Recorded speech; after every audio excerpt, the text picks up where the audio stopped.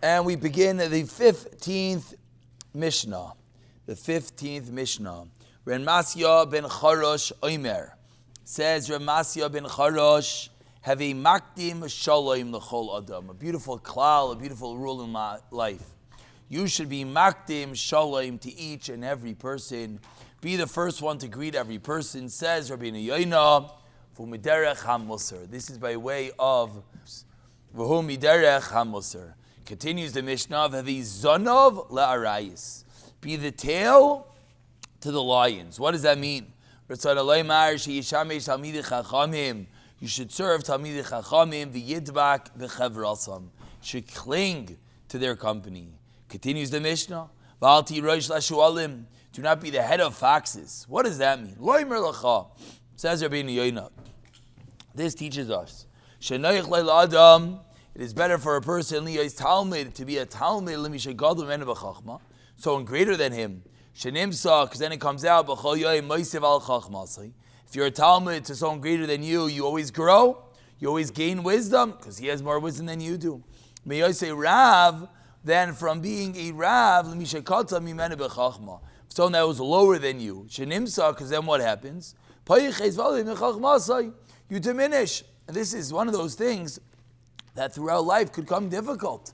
It's different intervals in life. People always wonder, I have a choice. I could stay a Talmud, or I could become the Rebbe, right? As we mentioned, that there's always this constant battle. Do you want to be the Rebbe, the one that is teaching, or do you want to be the Talmud? Says Rabbeinu Yoina, the Talmud position is preferable. Because if you're a Talmud to someone greater than you, then what happens is, you always grow because he has more wisdom than you. Whereas when you become the Rebbe, it could unfortunately become that one plateaus, the one becomes stagnant as he doesn't have any way of increasing his wisdom.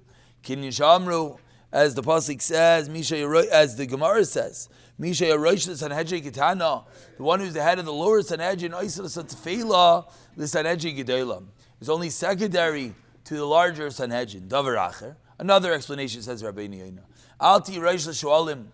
Don't be the head of the foxes. What does that mean? Don't be the leader of the crowd of foxes, of the Rishayim.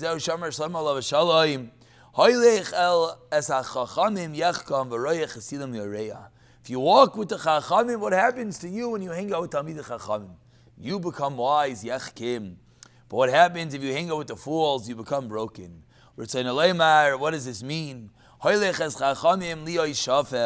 This means become shafel to the chachamim. You should make yourself a tail to the lion, to the chachamim. But when you become the leader of the fools, that's going to bring down his downfall. Continues the next Mishnah, the 16th Mishnah. Rabbi Yaakov, famous Mishnah. Wait 2 minutes. This world is like a prazdar, is like a corridor, is like a hallway.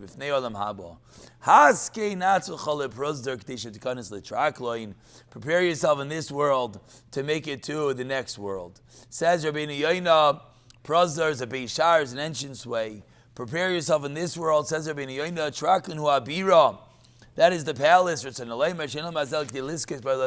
want to add in Rashi's explanation. Rashi on this Mishnah says, what does it mean to prepare in the hallway? What happens? I might have said this. What happens when you go to a wedding? What do you do in the hallway? Is the hallway the place that you take a shower?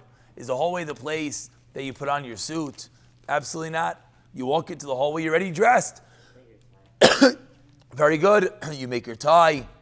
Maybe you brush your hat. Maybe a woman fixes her sheitel. So what is the purpose of the hallway? Says Rashi, minor changes. So now if we put that back into this Mishnah, we learn an incredible, incredible lesson. The Mishnah says that this world is a hallway. Prepare yourself in this world, get to the next world. The way that Rashi learns that, you know what that means? That means sometimes we think that in this world, our job is to make incredible changes. We're these lowly, pathetic people, and we have to make ourselves into this incredible person. Rashi's teaching us that no, what's the mashal, what's the analogy of the Mishnah? That this world is a hallway. What do you do in a hallway? Hallway, you do minor changes. You don't get dressed. You don't take a shower. You don't do big things. You don't take a haircut. You do small changes. But the question is then, wait. Now what does the Mishnah mean? How is that going to allow you to enter into the Traklin, to enter into Olam Haba? The answer is obviously that if we realize small changes actually do something. Small changes again and again and again. What happens is eventually we do indeed become different people, and probably everyone in their own life could look at different areas, maybe someone in the area of tefillah, maybe someone in the area of Torah, maybe someone in the area of chesed. Everyone in their own areas could realize that it was a small change. I made the decision to do a little bit of this, a little bit of that, but it snowballs, it grows, and that's the incredible lesson of this Mishnah.